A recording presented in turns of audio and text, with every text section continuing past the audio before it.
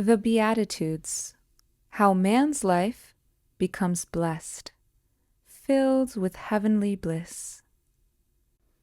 And seeing the multitudes, he went up into a mountain, and when he was set, his disciples came unto him. In a vast, unmanageable throng, there is very little opportunity for a personal exchange of spiritual magnetism between a master and his disciples. Therefore, on many occasions, Jesus avoided the multitudes to give his full attention to receptive disciples to whom he could impart his spirituality. He preferred the company of even one sincerely seeking soul to soul-indifferent crowds of the merely curious. And he opened his mouth and taught them, saying, "Blessed are the poor in spirit, for theirs is the kingdom of heaven." Parallel reference. And he lifted up his eyes on his disciples and said, "Blessed be ye poor, for yours is the kingdom of God."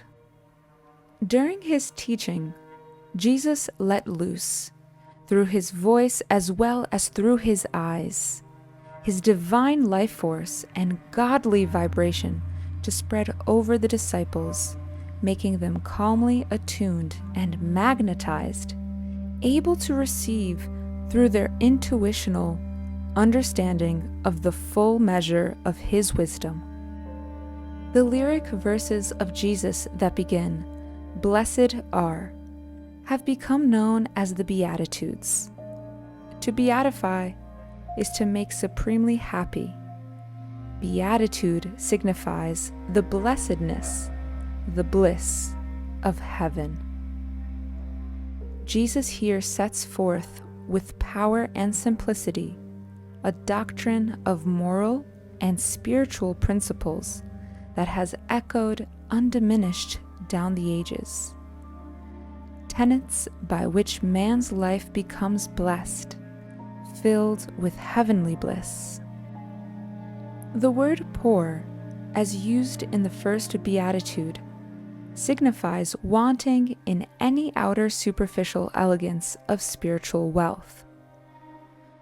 Those who possess true spirituality never make an ostentatious display of it.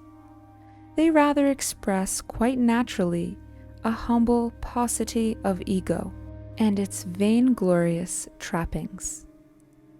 To be poor in spirit is to have divested one's inner being, his spirit, of desire for and attachment to material objects, earthly possessions, materially minded friends, selfish human love. Through this purification of inward renunciation, the soul finds that it has ever possessed all riches of the eternal kingdom of wisdom and bliss, and thenceforth dwells therein in a constant communion with God and his saints. Poverty in spirit does not imply that one should necessarily be a pauper, lest deprivation of basic bodily necessities distract one's mind from God. But it certainly means that one should not settle for material acquisitions instead of spiritual opulence. Persons who are materially rich may be poor in inner spiritual development if wealth gorges their senses, while those who are materially poor by choice, who have simplified the outer conditions of life to make time for God, will garner spiritual riches and fulfillment that no treasury of gold could ever buy. Thus Jesus commended those souls who are poor in spirit, wholly non-attached to personal worldly goals and fortune, in deference to seeking God and serving others. Ye are blessed for your poverty. It will open the gates to the kingdom of all-sufficient God, who will relieve you from material as well as spiritual want throughout eternity. Blessed are you who are in want and seek Him who alone can relieve your deficiencies forever. When the spirit of man mentally renounces desire for objects of this world, knowing them to be illusory, perishable, misleading, and unbecoming to the soul, he begins to find true joy in acquiring permanently satisfying soul qualities, in humbly leading a life of outer simplicity and inner renunciation, steeped in the soul's heavenly bliss and wisdom. The devotee ultimately inherits the lost kingdom of immortal blessedness. Blessed are they that mourn, for they shall be comforted. The pangs of sorrow suffered by the ordinary person arise from mourning the loss of human love or material possessions, or the non-fulfillment of earthly hopes. Jesus was not extolling this negative state of mind, which eclipses psychological happiness and is utterly detrimental to the retention of spiritual bliss obtained by arduous efforts and meditation. He was speaking of that divine melancholy resulting from the awakening consciousness of separation from God, which creates in the soul an insatiable yearning to be reunited with the eternal beloved. Those who really mourn for God, who wail incessantly for Him with ever-increasing zeal in meditation, shall find comfort in the revelation of wisdom bliss sent to them by God. The spiritually negligent children of God endure life's painful traumas with resentful, defeatist resignation instead of effectively soliciting divine aid. To her persistent child, the merciful mother comes with her solace of wisdom and love, revealed through intuition or by a glimpse of her own presence. Those whose spiritual mourning is appeased by material fulfillments will find themselves grieving again when those fragile securities are snatched away by the exigencies of life or by death. But those who weep for truth and God, refusing to be quieted by any lesser offering, will be forever comforted in the arms of blissful divinity. Blessed are the meek, for they shall inherit the earth. Humbleness and meekness create in man a bottomless receptacle of recipiency to hold truth.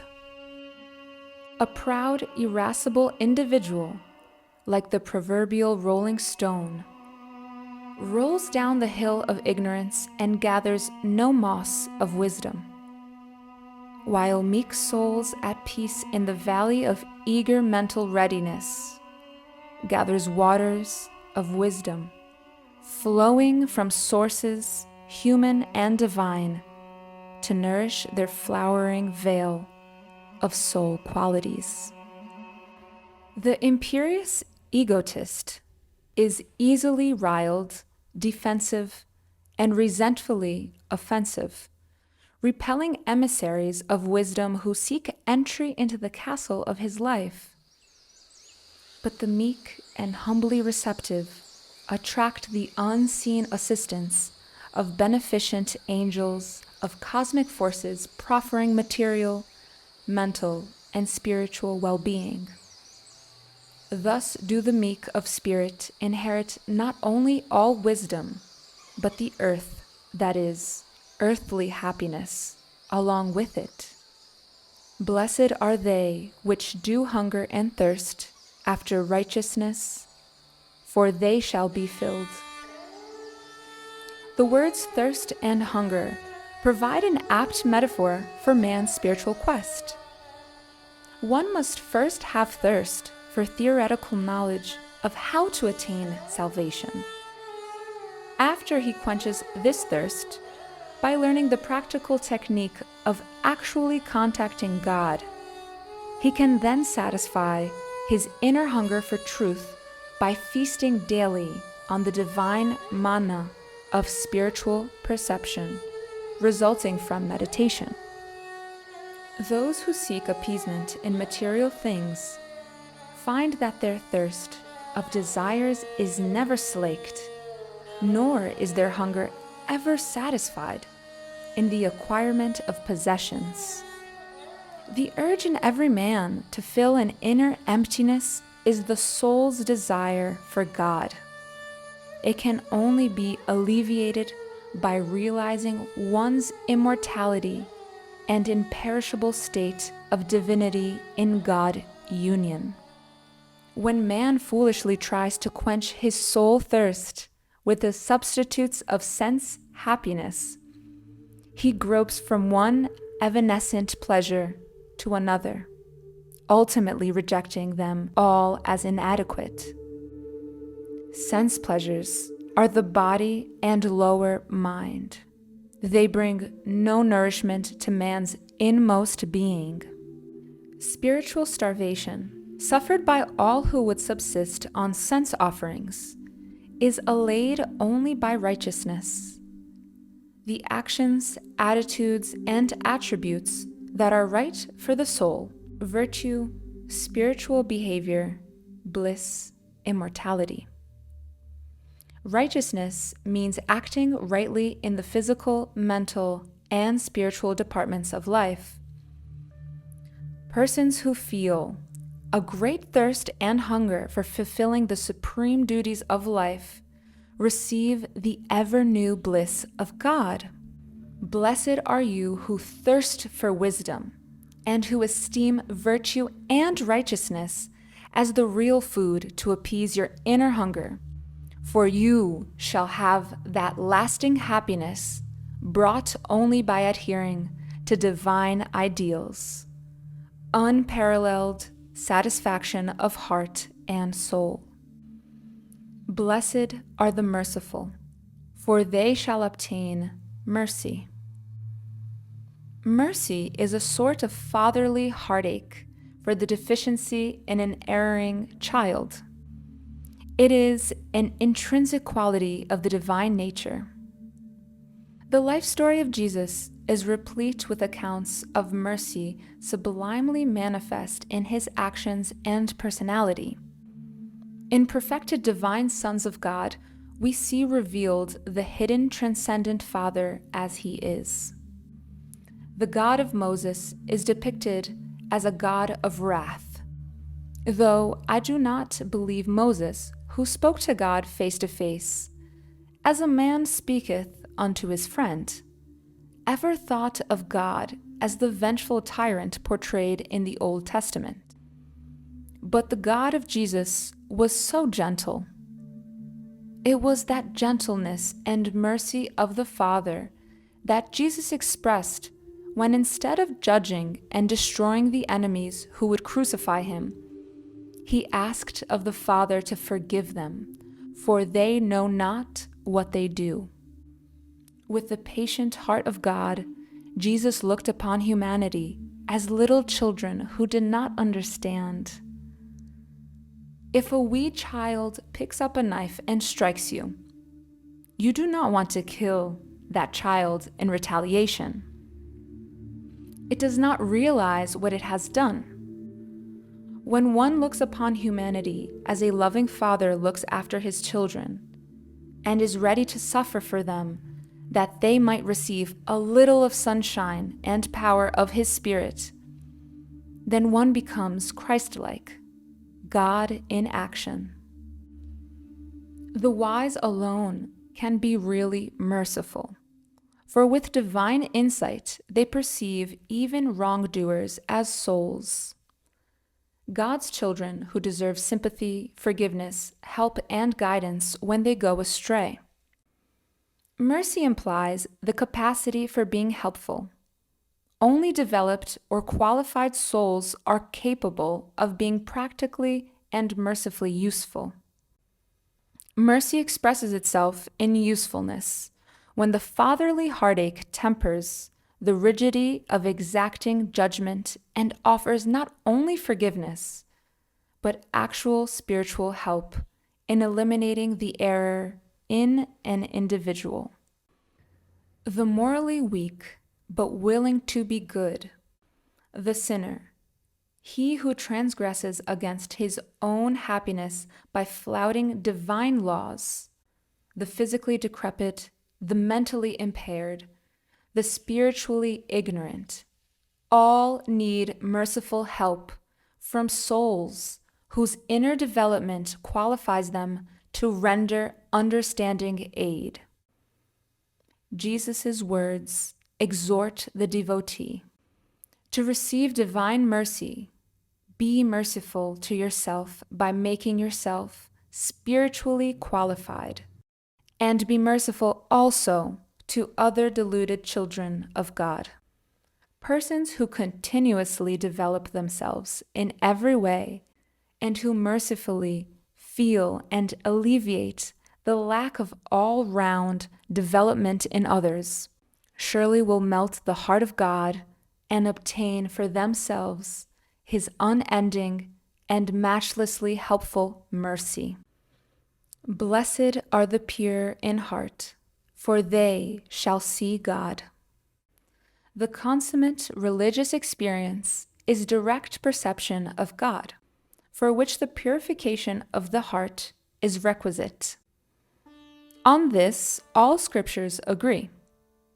The Bhagavad Gita, India's immortal scripture of yoga, the science of religion and God union, speaks of the blessedness and divine perception of one who has attained this inner purification. The yogi who has completely calmed the mind and controlled the passions and freed them from all impurities, and who is one with spirit, verily, he has attained supreme blessedness. With the soul united to spirit by yoga, with a vision of equality for all things, the yogi beholds his self, spirit united, in all creatures and all creatures in the spirit. He who perceives me everywhere and beholds everything in me never loses sight of me, nor do I ever lose sight of him. God is perceived with the sight of the soul. Every soul in its native state is omniscient, beholding God or truth directly through intuition. Pure reason and pure feeling are both intuitive. But when reason is circumscribed by the intellectuality of the sense-bound mind, and feeling devolves into egoistic emotion, these instrumentalities of the soul produce distorted perceptions. Restoration of the lost clarity of divine sight is the purport of this beatitude. The blessedness known to the perfectly pure of heart is none other than that referred to in St. John's Gospel. But as many as received him, to them gave he power to become the sons of God. To every devotee who receives and reflects the omnipresent light divine, or Christ consciousness, through a purified transparency of heart and mind, God gives power to reclaim the bliss of divine sonhood, even as did Jesus. Transparency to truth is cultivated by freeing the consciousness, the heart's feeling and the mind's reason from the dualistic influences of attraction and aversion. Reality cannot be accurately reflected in a consciousness ruffled by likes and dislikes. with their restless passions and desires, and the rolling emotions they engender: anger, jealousy, greed, moody sensitivity. But when citta, human knowing and feeling, is calmed by meditation, the ordinarily agitated ego gives way to the blessed calmness of soul perception. Purity of the intellect gives one the power of correct reasoning, but purity of the heart gives one the contact of God. Intellectuality is a quality of the power of reason, and wisdom is the liberating quality of the soul. When reason is purified by calm discrimination, it metamorphoses into wisdom. Pure wisdom and the divine understanding of a pure heart are the two sides of the same faculty. Indeed, the purity of heart or feeling referred to by Jesus depends on the guidance of all action by discriminative wisdom, the adjusting of human attitudes and behavior by the sacred soul qualities of love, mercy, service, self-control, self-discipline, conscience, and intuition. The pure-eyed vision of wisdom must be combined with the untainted feeling of the heart. Wisdom reveals the righteous path, and the cleansed heart desires and loves to follow that path. By the perfect blending of pure discrimination and pure feeling, the penetrating eye of all revealing intuition is opened, and the devotee gains the true perception of God as present in one soul and omnipresent in all beings, the divine indweller whose nature is a harmonic blend of infinite wisdom and infinite love. Blessed are the peacemakers, for they shall be called the children of God. They are the real peacemakers who generate peace from their devotional practice of daily meditation. Peace is the first manifestation of God's response in meditation. Those who know God as peace in the inner temple of silence, and who worship that peace God therein, are by this relationship of divine communion His true children. Anyone who brings peace to an inharmonious family has established God there. Anyone who removes the misunderstanding between souls has united them in God's peace. Anyone who, forsaking national greed and selfishness, works to create peace amidst warring nations is establishing God in the heart of those nations. The initiators and facilitators of peace manifest the unifying Christ love that identifies a soul as a child of God. Son of God, consciousness makes one feel love for all beings. Those who are God's true children cannot feel any difference between an Indian, American, or any other nationality or race. No matter what one's nationality or the color of his body, all of God's children are souls. The Father recognizes no man-made designations. He loves all, and His children must learn to live in that same consciousness. When man confines his identity to his clannish human nature, it gives rise to an unending evils and the specter of war. Human beings have been given potentially limitless power to prove that they are indeed the children of God. Man's power to make war is increasing, so must his ability to make peace. the best deterrent against the threat of war is brotherhood, the realization that as God's children, we are one family. Anyone who stirs up strife among brother nations under the guise of patriotism is a traitor to his divine family, a faithless child of God. Anyone who keeps family members, neighbors, or friends fighting through fostering falsehoods and gossip, or who is in any way a maker of disturbance, is a discreator of God's temple of harmony. Christ and the great ones have given the recipe for peace within and among individuals and nations. How long man has lived in the darkness of misunderstanding and ignorance of those ideals. The true Christ method of living can banish human conflicts and the horror of war and bring about peace and understanding on earth.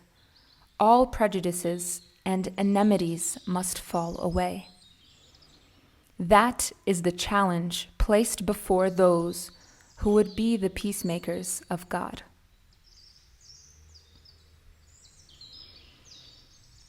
Blessed are they which are persecuted for righteousness' sake, for theirs is the kingdom of heaven.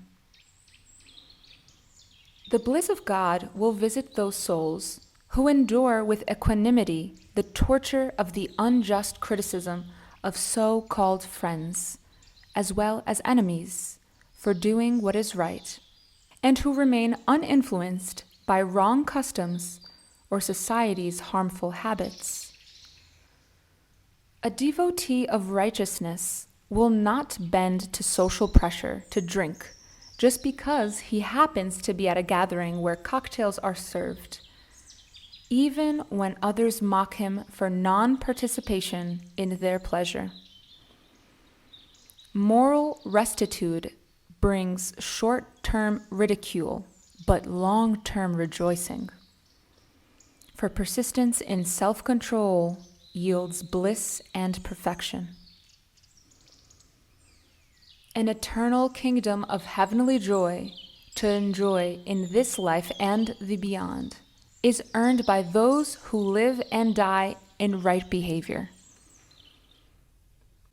Worldly people who prefer sensory indulgences to God contact are truly the foolish ones, because by ignoring what is right and therefore good for them, they will have to reap the consequences. The righteous devotee pursues that which is beneficial for him in the highest sense. One who relinquishes the delusory ways of the world and cheerfully stands the scorn of short-sighted friends for his idealism demonstrates that he is fit for the unending bliss of God. The above verse also offers encouragement to those who are persecuted and tortured by sensory temptations and bad habits, when they have resolved to cling to moral ideas and spiritual practices. They are righteous indeed, following the right way of self-control and meditation, which will in time defeat temptations and win the kingdom of eternal joy for the victorious. The honey of God, though sealed in mystery, is what the soul truly craves. Those who meditate with undaunted patience and persistence break the mystery seal and uninhibitedly imbibe the heavenly nectar of immortality. Heaven is that state of transcendental, omnipresent joy where no sorrow ever dare to tread. By steadfast righteousness, the devotee will ultimately reach that beatific bliss which there is no fall. The kingdom of cosmic consciousness is owned by the King of heavenly bliss and by the elevated souls who are merged in him. Hence it is said of devotees who unite their ego with God, becoming one with the King of the universe. Theirs is the kingdom of heaven.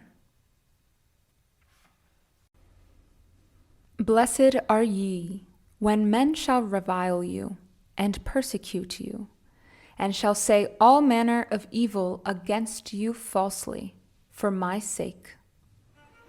Rejoice and be exceeding glad, for great is your reward in heaven, for so persecuted they the prophets which were before you. In spite of one's best efforts for good in the world and in oneself, the barbs of persecutors will never be absent, as Jesus well knew. The ornery nature of the ego makes the undisciplined man uncomfortable and mean-spirited towards those who are morally or spiritually different from himself. Jesus encouraged his followers not to be dismayed or intimidated if in trying to live spiritually, they find that materially minded persons do not understand. It should be considered no great loss when the reproachers and haters and defamers shall separate you from their company. Actually, persons who are thus shunned are blessed that by such ostracism their souls are kept away from the bad influence of the company of non-understanding, misbehaving persons. Blessed are those whose name is denigrated for not cooperating with worldly or evil ways, for their names shall be engraved in the silently admiring heart of God.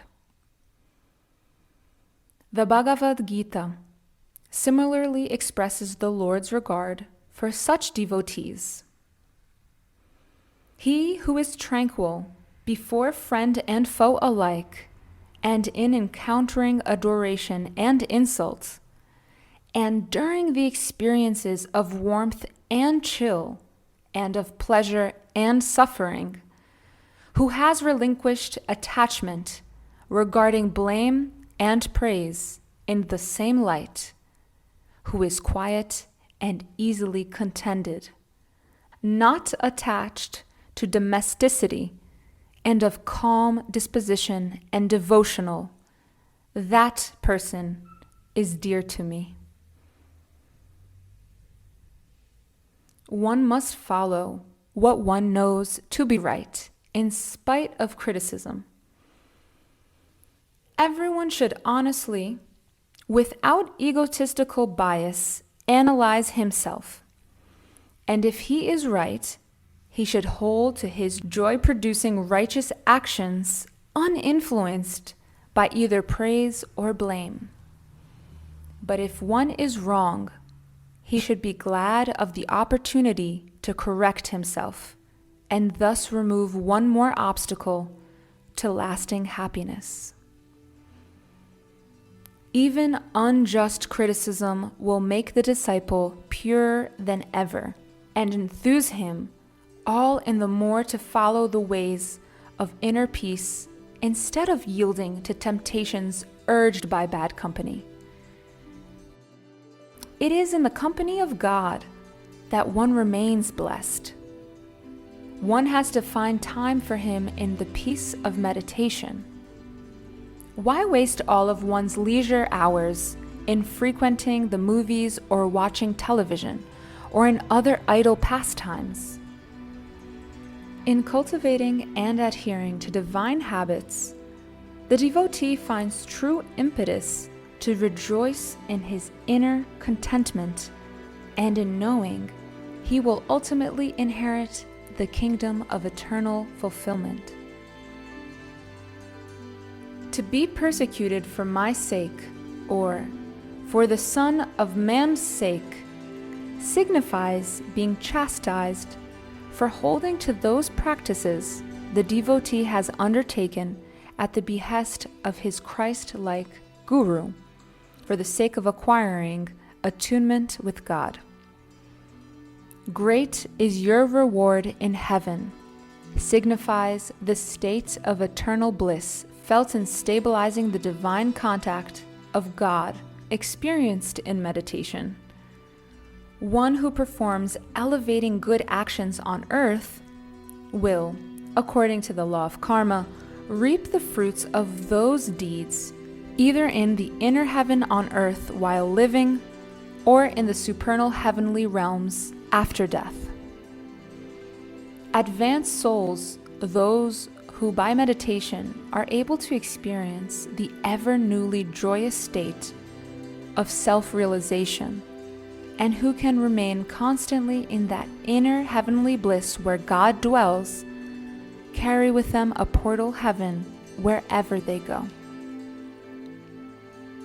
Though Jesus cites especially the great reward accruing to advanced souls, even a lesser measure of blissful God union will bring a commensurate heavenly reward.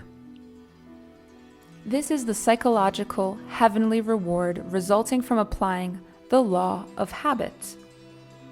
Anyone who becomes fixed in inner bliss by meditation will be rewarded with ever-increasing joy that will remain with him even when he leaves this earthly plane. The heavenly state of meditative bliss felt in this life is a foretaste of the ever-new joy felt in the immortalized soul in the after-death state.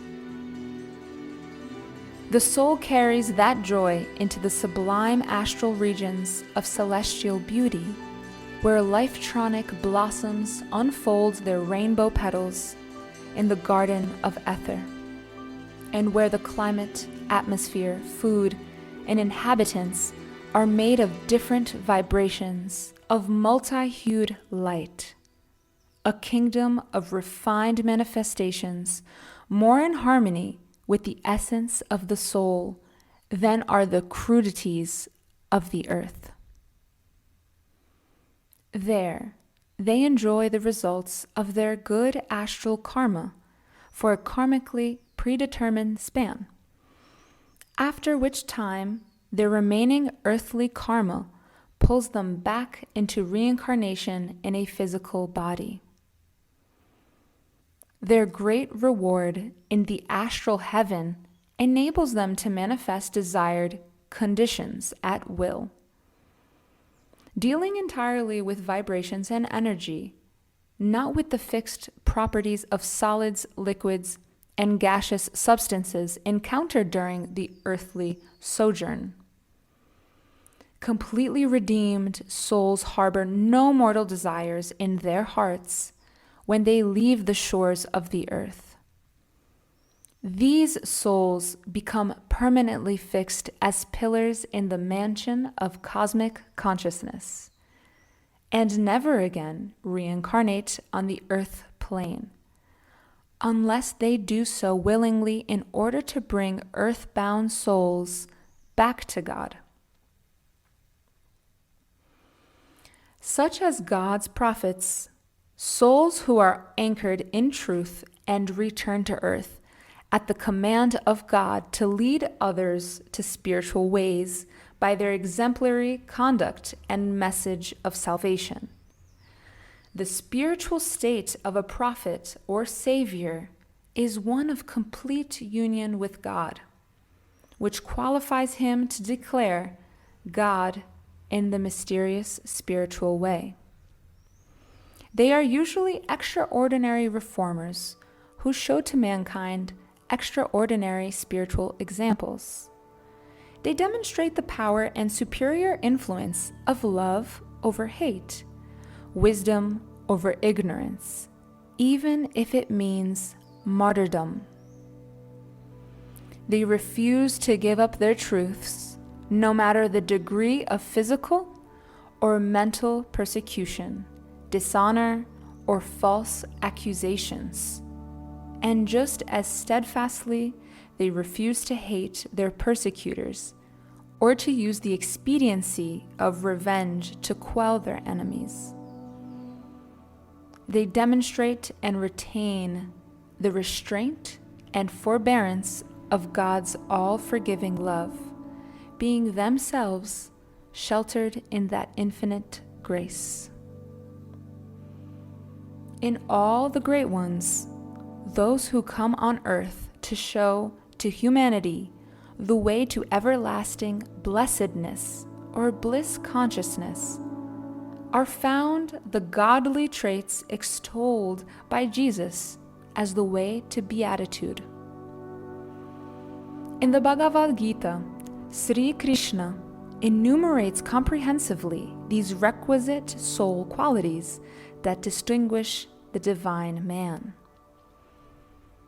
The sage is marked by humility, lack of hypocrisy, harmlessness, forgivingness, uprightness, service to the Guru, purity of mind and body, steadfastness, self-control, indifference to sense objects, absence of egotism, understanding of the pain and evils inherent in mortal life, birth, illness, old age, and death,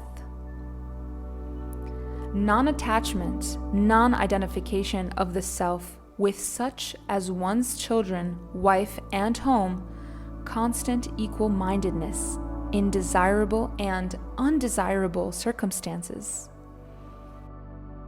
unswerving devotion to me by the yoga of non-separativeness, resort to solitary places, avoidance of the company of worldly men, perseverance in self-knowledge and meditative perception of the object of all learning, the true essence of meaning therein. All these qualities constitute wisdom. Qualities opposed to them constitute ignorance.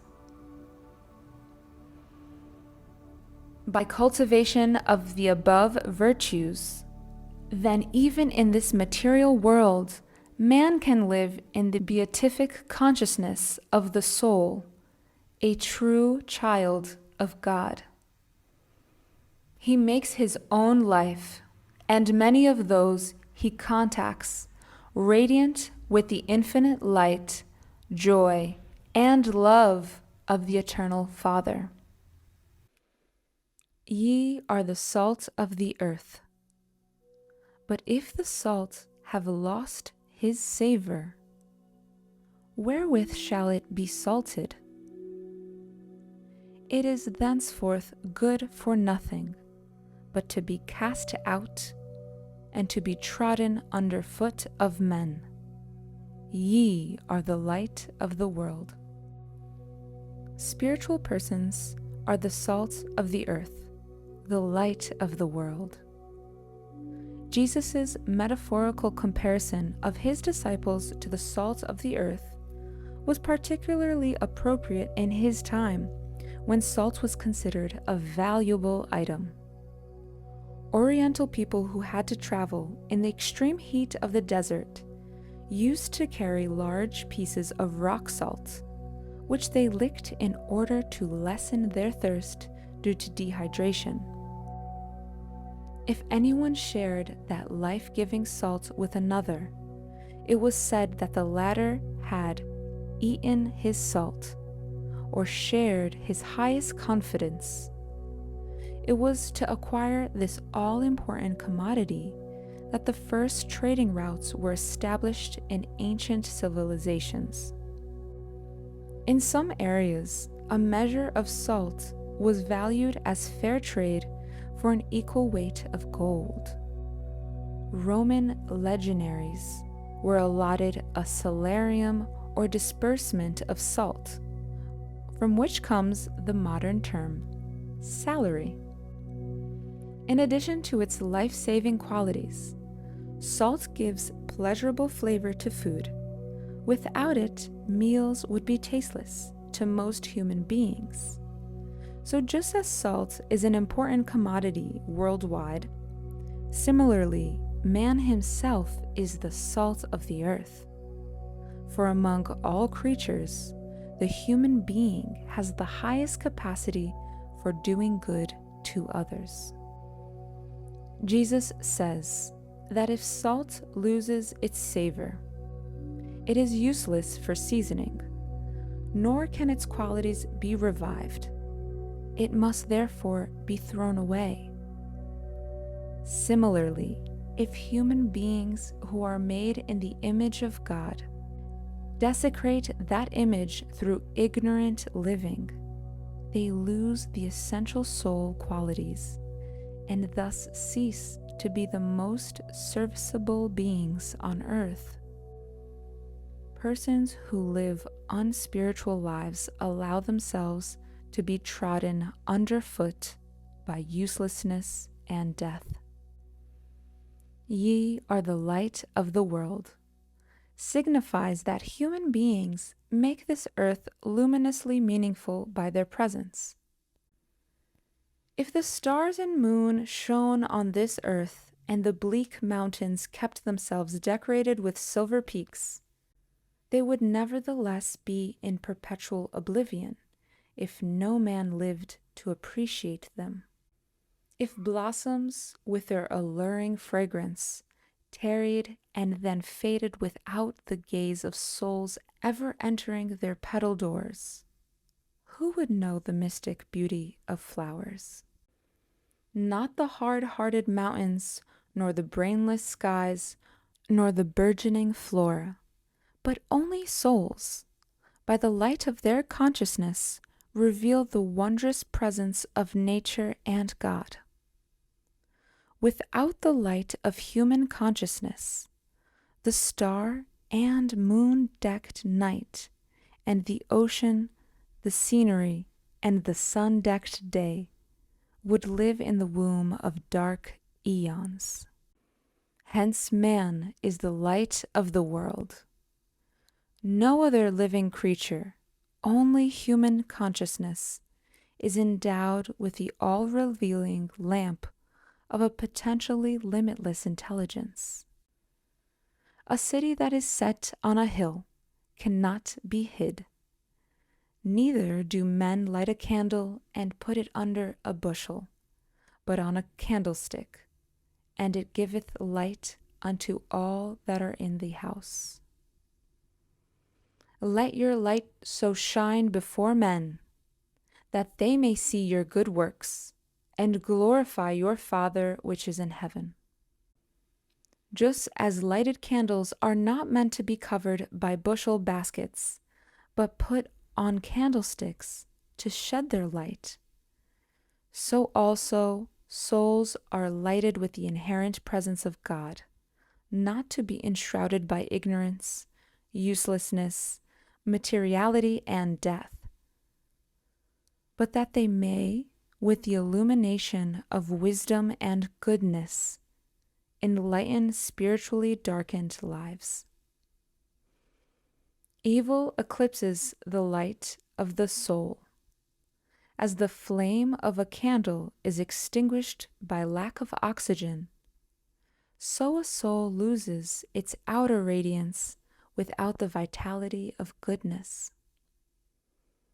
Good persons should not hide their enlivened soul qualities, as expressed. Full many a flower is born to blush unseen, and waste its sweetness on the desert air. They ought to engage in good actions among men, so that human darkness may be illumined. No saint likes to perform miracles or display his divine powers to prove himself to disbelievers. No true devotee likes flattery or acclaim for their goodness. But when the candle of wisdom has been lighted within the devotee, he doesn't secret it in the back of his mind nor hide it under the bushel of indifference. He sets it on the candlestick of open and sincere living, that truth seekers may see and profit by that light. Awakened souls shine with the light of God. They make the invisible light of His goodness visible in their hearts and actions. Their enlightenment declares the presence of God and serves as a spiritual beacon to guide others out of the paths of darkness. The Transcendent Father, hidden behind the etheric walls of heaven, cloistered in cosmic consciousness, comes out of His secret place only to grace the altars of devotion templed in the illumined souls. In their words, demeanor, and actions, the light within these advanced souls makes manifest the glory of the hidden Father, creator of all goodness, man's sole originator and supreme benefactor. Excerpts from the book The Second Coming of Christ by Paramahansa Yogananda.